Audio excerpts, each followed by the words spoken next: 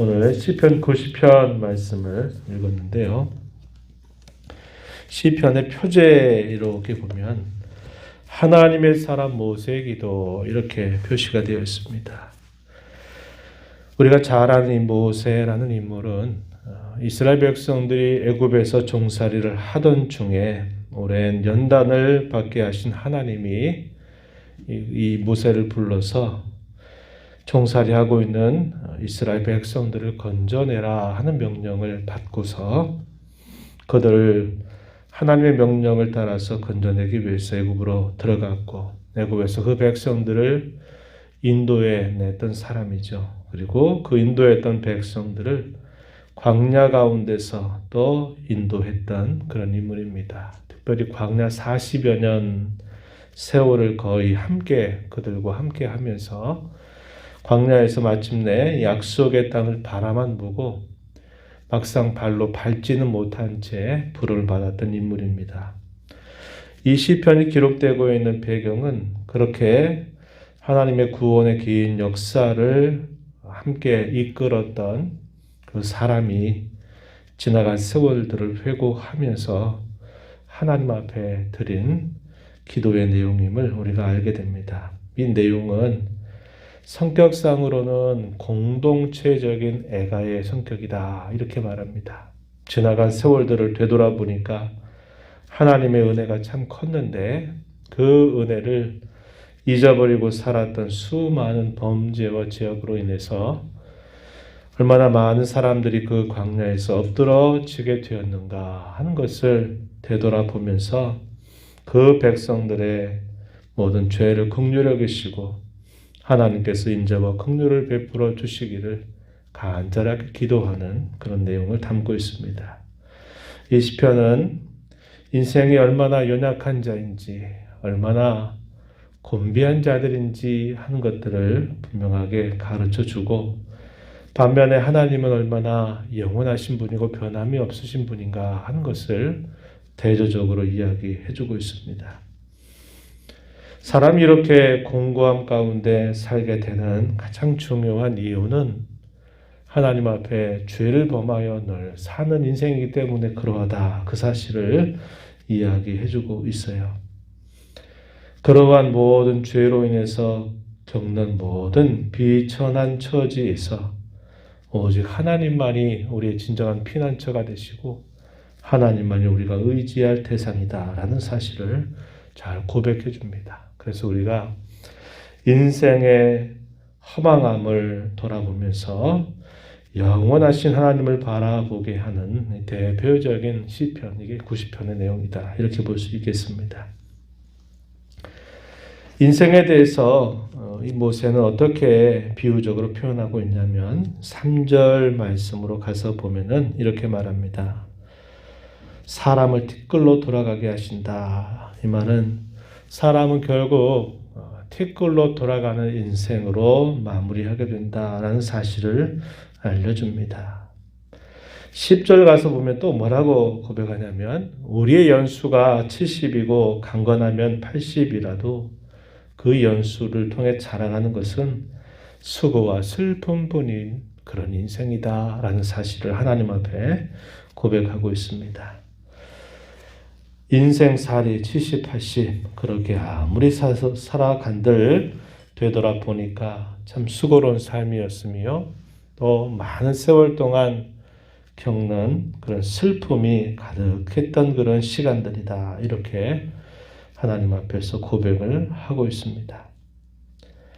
삶을 되돌아보면 우리 인생이 어떠한가에 대해서 특별히 광야 생활을 보내게 된 것을 지켜봤던 모세는 이렇게 고백하죠. 5절에 보면 홍수처럼 쓸어가시고 잠깐 자는 것 같다.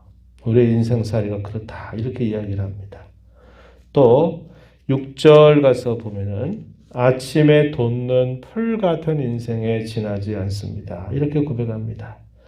아침에 꽃이 피어서 잘 자라는 것 같지만 해가 지고 저녁이 되면은 뱀바가 되어 마른 풀과 같은 인생에 지나지 않는다라고 이렇게 이야기해 줍니다. 우리 인생이 그렇게 하나님 앞에 덧없는 인생이요 참 연약한 인생이다라는 사실을 깊이 성찰하면서 고백하고 있는 것이죠. 인생살이가 참 짧음에도 불구하고 그렇게 많은 곤비함을 느끼게 되는 그 이유에 대해서 오늘 시편에서 여러 곳에서 그 분명한 이유는 우리의 죄악 때문이다라는 사실을 고백하고 있습니다. 8절 말씀에 가서 보면은 우리의 죄악을 주의 앞에 놓으신다. 우리의 은밀한 죄를 주의 얼굴빛 가운데 두셨다라고 고백합니다. 9절에 가면 우리의 모든 날이 주의 분노 중에 지나간다고 고백하고 우리의 평생이 순식간에 다 지나가 버렸다라고 이렇게도 고백하고 있습니다. 또 7절에 보면은 우리는 주님의 노에 소멸되고 주님의 분내심에 놀란다라고 이렇게 고백을 하고 있습니다. 사람이 태어나서 겪는 모든 일들 가운데 많은 공고함과 또 비참함과 이런 모든 것들은 결국 우리가 처음부터 이러한 죄인으로 태어나고 끊임없이 죄와 더불어 살아가는 삶 때문에 그러하다 이렇게 이야기합니다. 특별히 우리가 지나간 광야 생활을 다시 한번 생각해 보면은 당시 이스라엘 백성들은 하나님 앞에 숨길 수가 없었습니다. 그들의 삶은 너무나 단순했어요. 하나님이 인도하시면 그 인도를 따라서 움직여야만 했고 하나님의 사람 모세를 통해서 어떤 말씀을 주시면 그 말씀을 듣고 따를 것인지 따르지 않을 것인지가 분명하게 보여지는 삶을 살았습니다.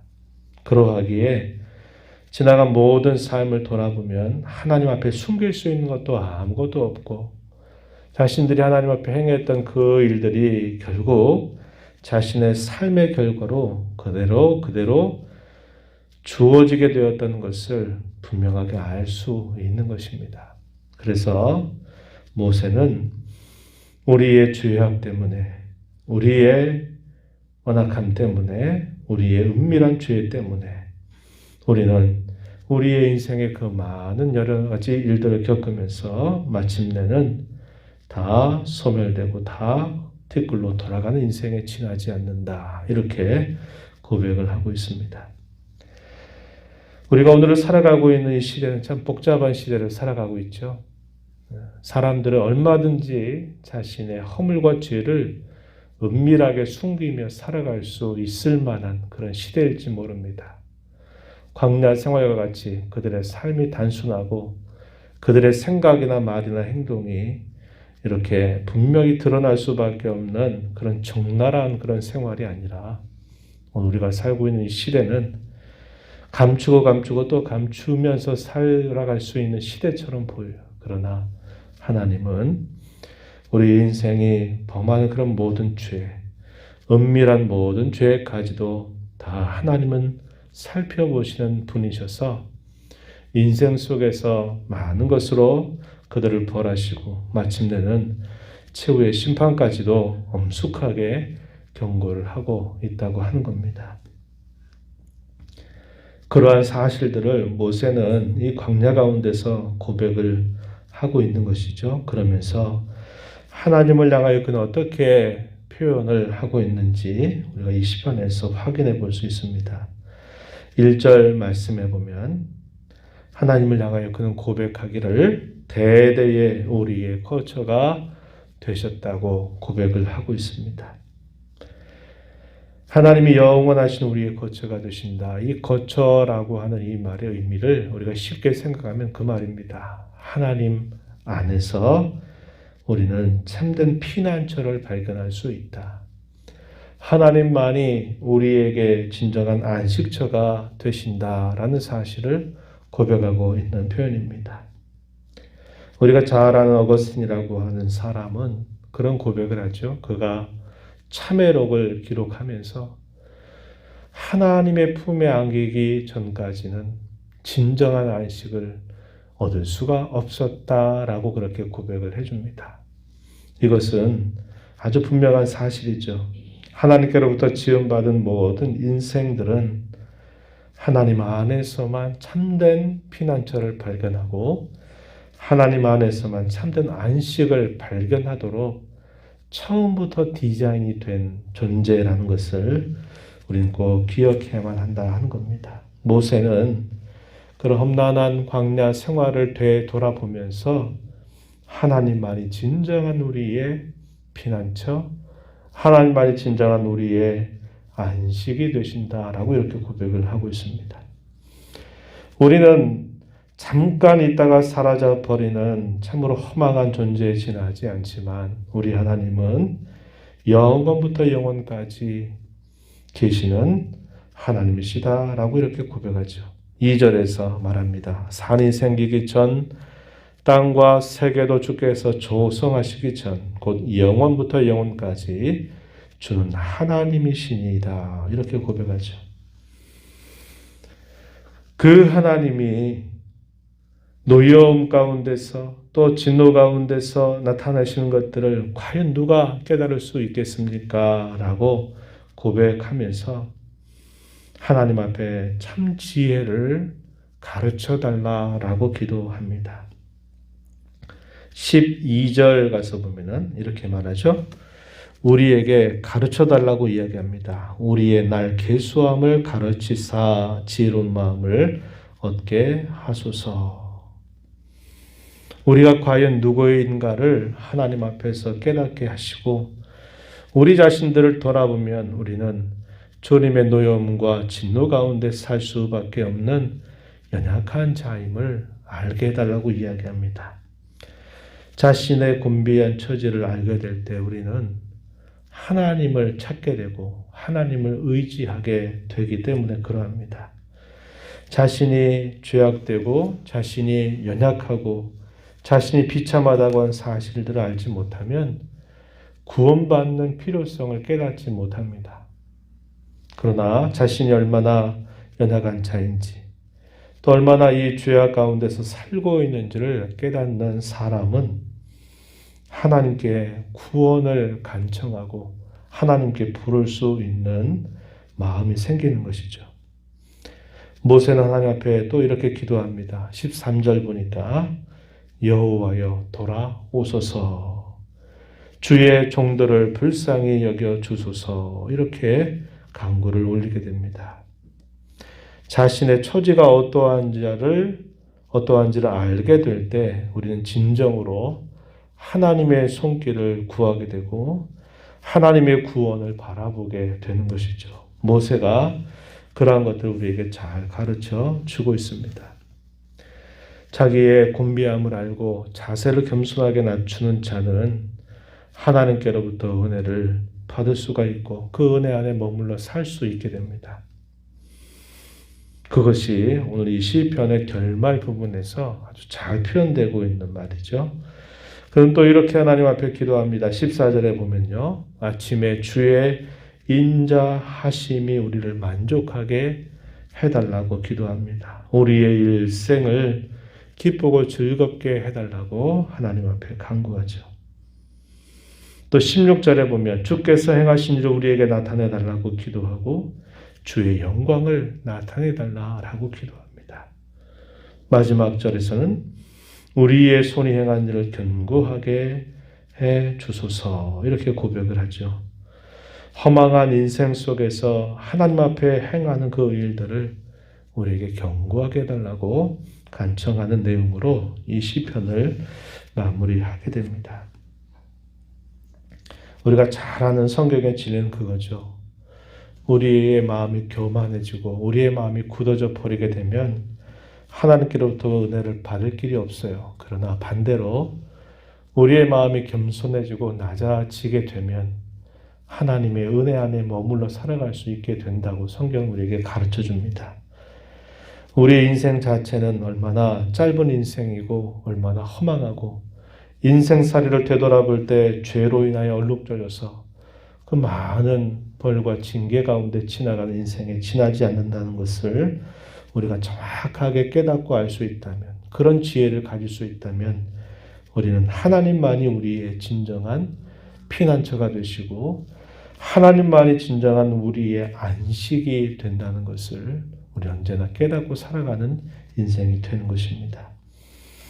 우리의 인생을 되돌아보며 잘할 것이 없다는 것을 언제나 알고 우리의 짧은 인생을 주님 바깥에서 허비하고 또 그 하나님을 멀리하는 그런 삶을 살지 말고 우리 인생이 누구인가를 늘 바르게 알고 하나님이 누구이신가를 바르게 아는 지혜로운 삶을 살도록 늘 기도하고 하나님의 말씀을 잘 듣는 자로 살아가야 하겠습니다.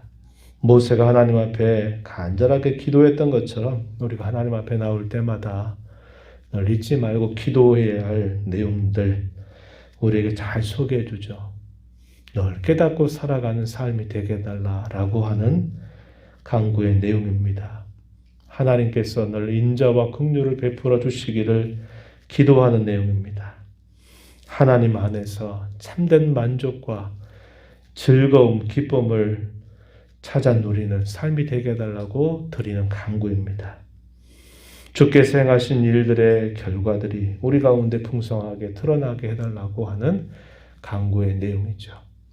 인생 가운데 살면서 우리가 행하고 살아가는 모든 수고가 하나님 앞에 값진 수고가 되게 해달라고 기도하는 내용입니다. 오늘 우리가 이 시편을 통해서 이러한 기도를 올려드리는 모세를 통해 우리가 하나님 앞에 나올 때마다 이러한 은혜를 구하고 이러한 내용들을 늘 구하면서 우리 짧은 인생을 하나님 안에서 값지게 살아가는 복된 삶이 되기를 진심으로 바랍니다.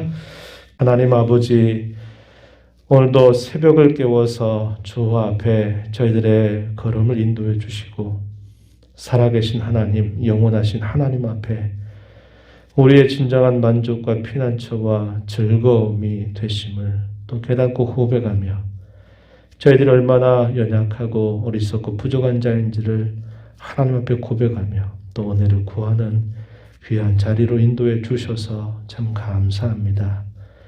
우리의 인생이 풀과 같이 참 금방 폈다가 사라져 버리는 사그라드는 그런 것과 같은 풀과 같은 인생에 지나지 않음을 언제나 기억하게 하시고 하나님의 은혜가 아니면 늘 죄 가운데 허우적거리고 살다가 결국은 뒷걸로 돌아가는 인생에 지나지 않음을 언제나 알게 하여 주옵소서.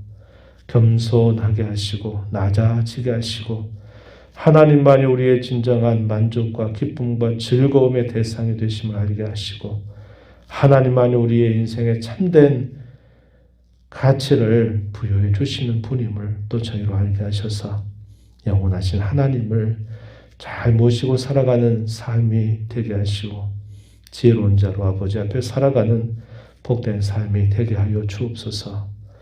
험한 것들을 위해서 힘쓰고 애쓰고 또 그것을 쫓아 살아가는 삶보다는 하나님께서 기뻐하시는 삶을 가치 있게 드러내며 살아가는 복된 삶이 되도록 늘 저희들을 깨우치시고 인도하시고 붙잡아 주시옵소서.